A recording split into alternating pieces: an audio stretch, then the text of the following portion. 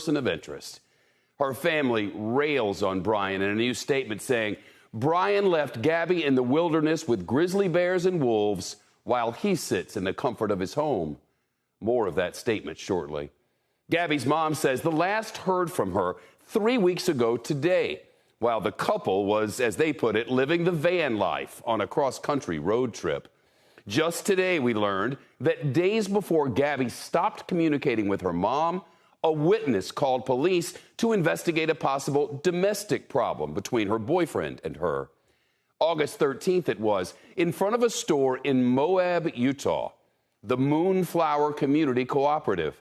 A witness, along with Gabby and Brian, told an officer a similar story.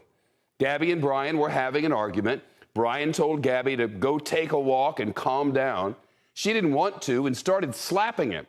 So he grabbed her face and pushed her back. He tried to lock her out of their van, but she managed to climb in through the driver's window.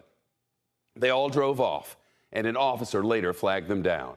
Again, that's the story in the police report. It's important to mention here, the two officers decided this was more of a mental health break than a domestic assault, and that they considered Brian the victim.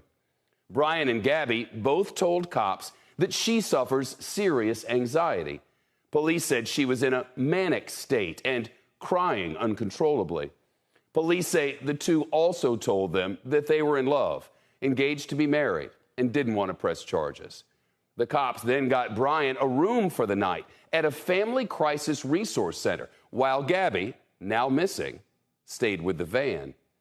2 weeks later, the last text from Gabby to her mother, it read, "No service in Yosemite." 48 hours later, Brian showed up at Florida. Now, Yosemite to Florida is a 42-hour drive, nonstop, no breaks.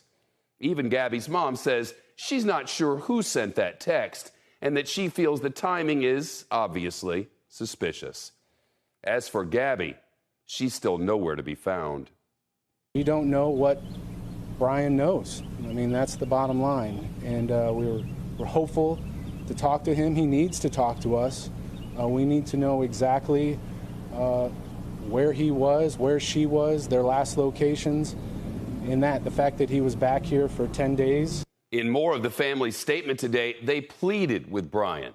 You selfishly remain silent while Gabby is all alone in the wilderness. Your silence is reprehensible. We beg you to do the right thing and help us bring Gabby home. They continued, Brian, whatever happened in Wyoming happened. The only thing you control is what you do now. Tell us where Gabby is. You tarnish your love for her with your silence. CNBC's Valerie Castro spoke with Gabby's father in Florida today. She's live for us in the town of Northport on the West Coast, outside Gabby and Brian's home. Valerie? Chef Joe Petito says at this point he doesn't remember the last time he slept, and he just wants his daughter Gabby to be found. I spoke to him this afternoon about that incident in Utah and the relationship between Gabby and Brian. He says if Gabby had called him and told him that they had had an argument like that, he would have been on the first flight there to pick her up and bring her home. Instead, he says he was unaware of any issues, including mental health problems, that Gabby told Moab police she was suffering from, according to that police report. Is that anything that she had talked to you about? No, I don't know. You know, again, I have no idea. Maybe she's just going through a stressful time with him. I have no idea. But at the end of the day, here's the thing. It doesn't solve the problem now. Say it's significant, say it's not. It doesn't matter. Gabby's not around. We got to find Gabby.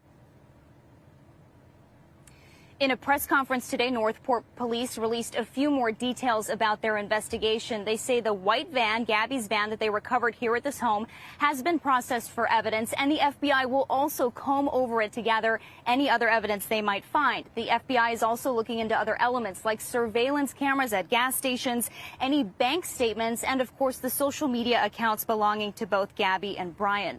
Ultimately, though, police say they need Brian to talk to them. They have so many questions for him. But his attorney released a new statement today saying he's advising his client to continue to remain silent. He says he knows that police often look to the intimate partner first in cases like this, and that anything his client says at this point could be used against him. Following that, the police chief here in Northport, Todd Garrison, tweeted directly to that attorney saying Northport police need your help in finding Gabby Petito. Please call us to arrange a conversation with Brian Laundrie. 2 people left on a trip, 1 person returned. According to the Daily Mail, Gabby's mother also made her own pleas to the Laundrie family back on September 10th. She tells the Daily Mail that she texted Brian's mother and Brian himself asking for any information about Gabby, but she says her text messages were ignored. Shep.